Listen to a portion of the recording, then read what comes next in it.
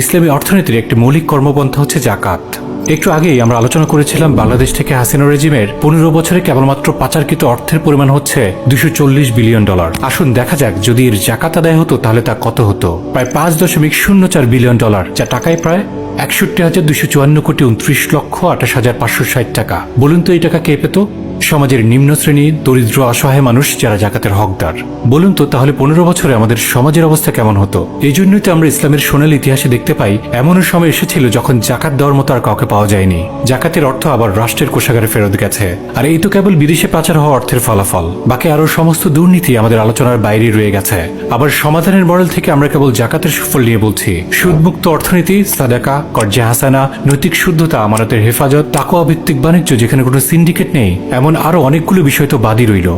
প্রিয় দর্শক, এবার নিরপেক্ষ দৃষ্টিকোণ থেকে আপনারাই ভাবুন, সমস্যা সমাধানের সম্ভাবনা বিবেচনায় আপনি হলে কোন অর্থনৈতিক মডেল বেছে নিতেন?